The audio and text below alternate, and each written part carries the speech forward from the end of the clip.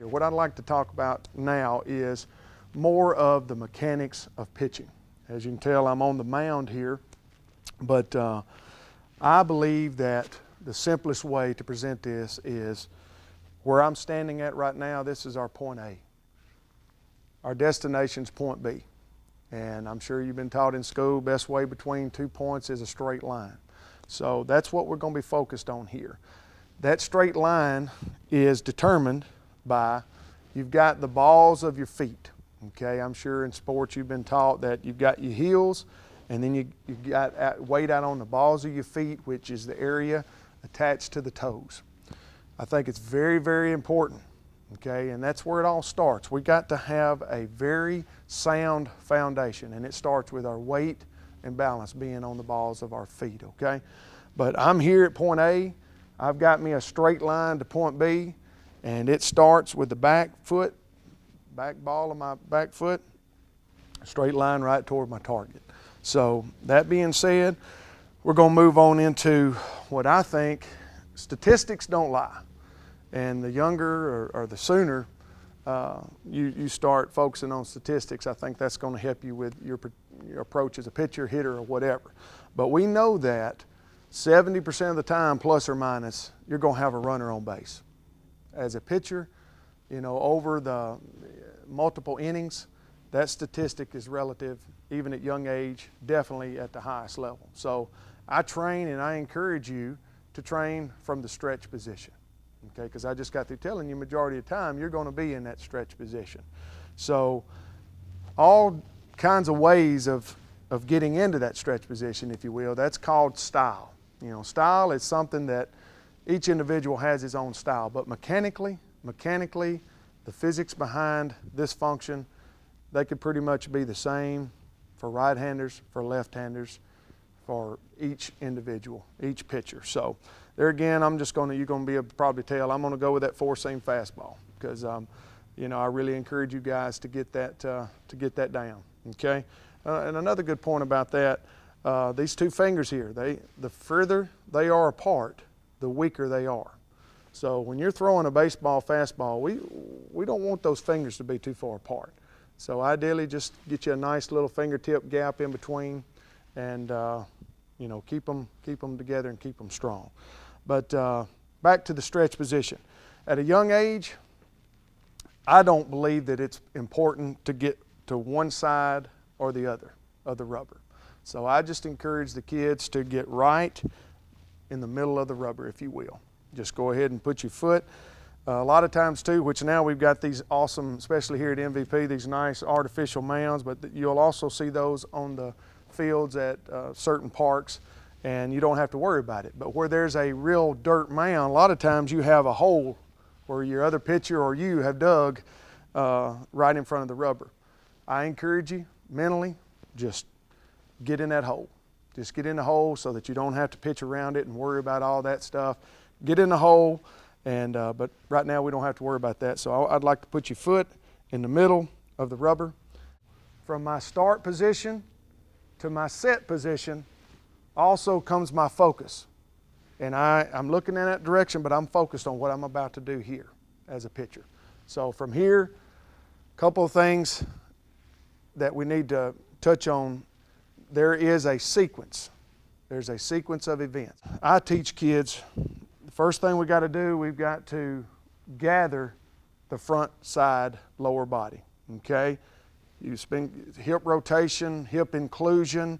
You've got the slide step from the stretch. I mean, there's a lot of different terms out there, but basically what I like to teach is I like to get that good, quick hip inclusion, that good gather, and then set up for a good, quick release toward the target. So the first thing, sequence number one is I've start position, I've come set. From right here is where the sequence of events really take place. I am going to gather my lower front side, try to get me some good hip inclusion. I'm going to gather it. I'm going to release it. There again, straight line. I am trying to get out on my straight line. During those two functions, if you notice, I am trying to stay back here on my backside. I'm trying to stay back. I'm trying to stay as tall as I possibly can, okay? Because I want to get out to my ideal landing destination. I can't do that if I just go to collapsing. As soon as I go to collapsing on my backside and not holding a good, sound, strong, firm backside, I'm not going to get to where I should on my front foot land. I'm going to land early, going to lose balance. So anyway, so I have just gathered and I have released. Now, as I release, the third sequence is I am going to now initiate my route out of the glove. In other words, I'm going to take the baseball out of the glove and set up for that initial delivery. So not a lot of effort went into this. I don't want to work hard until I have to. Start position, I got my signal, location, I come set, I establish myself here, firm and flexed, okay, slightly bent, and then from there I'm going to gather, I'm going to release, and then I am going to spread. I like to use that term, spread your wings, set up. You know, you've got a lot of guys that say place it up here on the shelf. There's all kinds of different terms. But the key is when you spread your wings or you separate or you start your route out of the glove, that straight line is still, to me, important. Gotten to the point to where your front side is landed. That right there tells you it is time to unleash the beast, really apply the effort, okay? That's when you unload your hips. That's when you really get into the delivery itself. Up to that point, it's all about strategic setup, okay? But now, let's get to that point of I have just landed. I've already got my good, healthy route out of the glove, and I'm not all muscled up. I'm ready to go. I've just landed. Now, what do I think about first? All right. Now my hips are the next that are going to really participate, okay? I've landed, so I'm not going, that should keep me from jumping out. If you try to initiate hip rotation before your front side lands, you'll notice you'll end up jumping out. Okay, well, we need that little counter balance, if you will, that little bit of resistance. So I've just landed. Now I am going to include my hips, okay? At the same time, I'm trying to stay up tall. You see a lot of kids leaning to the left for right-hander pitchers, leaning to the right, all right? That's a failure. That's a breakdown, you know, in our overall function. All right, so now I've got up here and I am to the release point. It's not over with. One very important thing that you need to focus on is it's not to the release, but it is through the release point. Okay? It is through the release point. So there is a function that's taking place even as the ball is coming out of your hand. And it is that good from a grip. Loose grip allows for this function to be nice and loose. If this is tight and stiff, this is going to be tight and stiff. So there again, not to the release point. It's not over with. Got to get all the way through it, all the way through it. Now, you notice you'll see kids, they're throwing that ball, they're falling off to the left.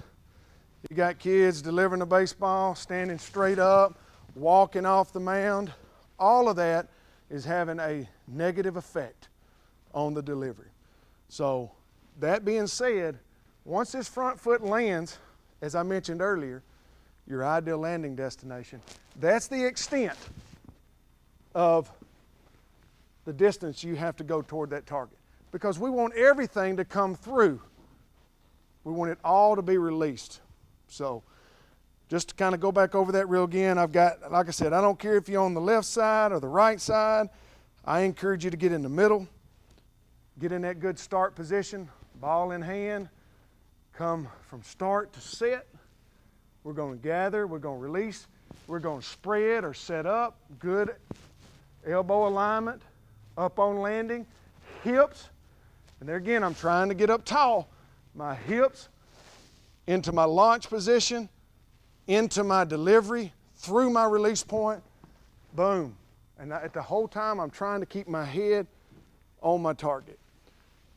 I do want to cover the windup, okay? And we just got to talking about the stretch, and that's still relevant. okay? But from the windup, all I encourage you to do, again, is try to, there again, I don't really care about one side or the other, but you know, as you're developing, just get right in the middle. Pursue the middle of the rubber, okay? But I would get my feet, you know, they don't have to be, I never like for my feet to be together, okay? Get you a nice, good stance back to the stretch. When you come set, you do not want your feet together, okay? You're already off balance, okay? So back to our good, firm foundation, you know, keep those feet apart, okay? At least maybe a foot's length apart. Use your armpits or your shoulders. It will widen as you grow older and get taller. But back to the windup.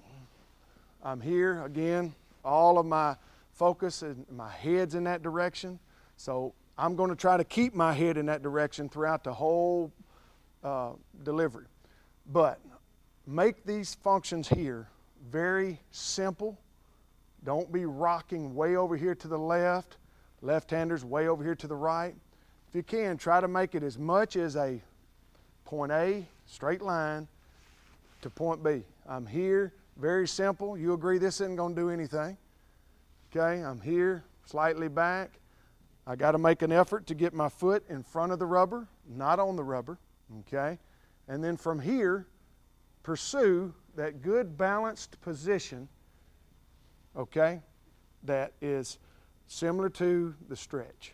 So from the windup, I would encourage you to take the approach, eliminate as much wasted motion as possible. Very simple, very simple. Now I'm here, my weight's going to get on the balls of my feet. Pursue the beginning of my stretch with a little bit more, you know, load. You can get a little bit more into it here with those good hip rotation. Do not allow hip rotation to turn your upper body. There again, we're trying to keep that line, that straight line. You know, when I spread my wings here, when I go into my right out of the glove, I don't want to be pointed over here toward third base and then have to come back around in a cross. So nice little subtle step to the side here or to the back. Beginning of my stretch, if you will, with a little bit more load or hip rotation, not letting it come up my upper body. And from here, I've already gathered. Now I'm going to release out, and then I'm going to spread my wings. I'm still trying to stay firm. I'm not wanting to collapse, okay, so that I can get out to my ideal landing destination. Then upon landing, same thing as the stretch. Here comes my hips. Here comes my good launch position. Head upright, not to my release point, all the way through my release point. Holding my finish, holding my finish. Not falling off to the left, not jumping up here, not releasing too much toward the target. Good luck.